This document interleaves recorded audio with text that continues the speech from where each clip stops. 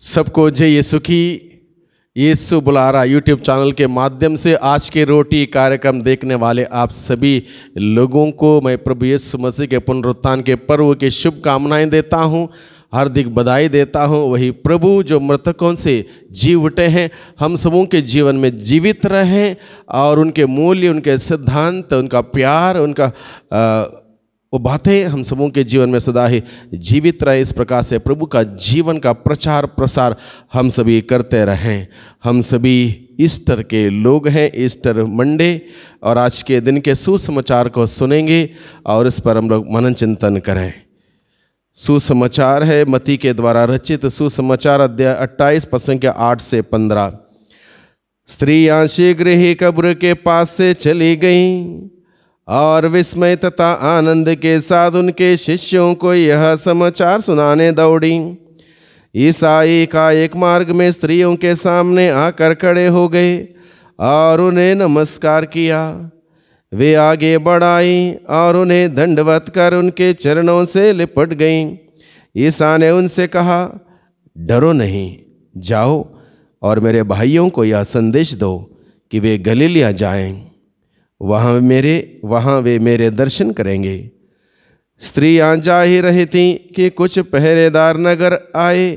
उन्होंने महायाजकों को सारा हाल कहा सुनाया।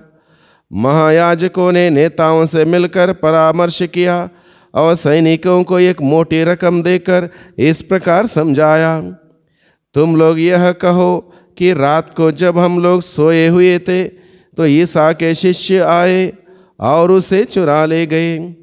यदि यह बात राजपाल के कान में पड़ गई तो हम उन्हें समझाकर तुम लोगों को बचा लेंगे।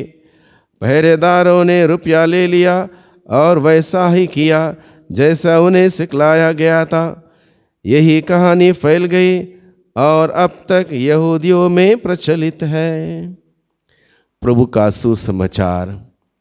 प्रभु क्रिस्त में प्यारे भाइयों बहनों, प्रभु यीशु मसीह मृतकों से जी उठने के बाद स्त्रियों को दिखाई दे, स्त्रियों को दर्शन दिया और स्त्रियों से बातें की। बातें करते हुए तो कहा, जाओ, कहाँ?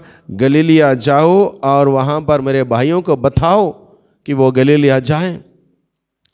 तो इस प्रकार से जब प्रभु ने उन स्त्रियों से मिलकर बातचीत की, उस वक्त प्रभु के विरोध के दल ये षड्यंत्र रचते हैं कि इस बात को, इस सत्य को दबा दिया जाए, खंडन कर दिया जाए, ताकि ये सत्य किसी को पता ना चले। तो परामर्श करते हुए सत्य को छिपाने के लिए, दबाने के लिए सारी कोशिश वो करते रहे और पहरेदारों को मोटी रकम देके झूठ संदेश फैलाने के लिए कहा।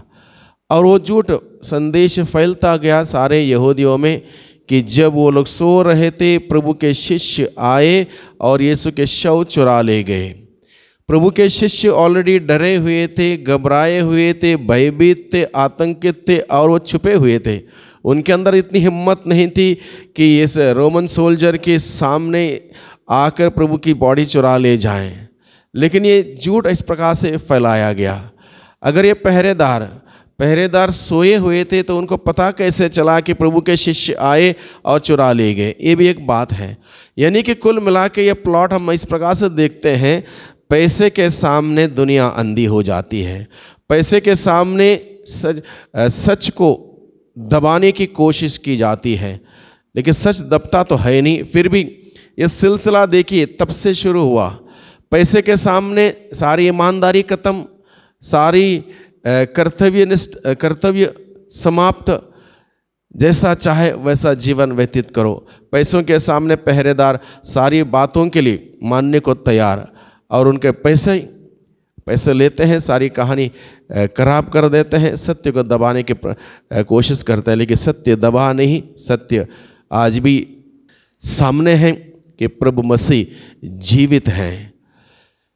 लोग आज भी इस बात को कहीं प्रकार से सवाल उठाते हैं, क्या सचमुच प्रभु जीवित हैं, सचमुच हमारे बीच में हैं या नहीं हैं?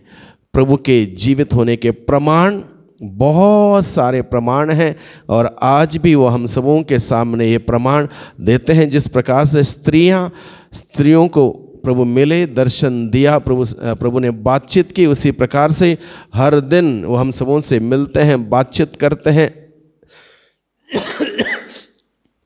चाहे वो किसी घटना के द्वारा क्यों ना हो, किसी लोगों के द्वारा क्यों ना हो, संस्कार के द्वारा क्यों ना हो, प्रभु यीशु मसीह आज भी हम सबों से मिलते हैं। प्रभु यीशु ने यह वादा कर रखा है, मैं सदा ही तुम्हारे साथ हूँ, दुनिया के अंतिम क्षणों तक मैं तुम्हारे साथ रहूँगा। इस प्रकार से वो प्रभु मसीह हमारे साथ हैं, जो मृतकों में से जी उठे हैं, उसकी जीत हम सबों की जीत है।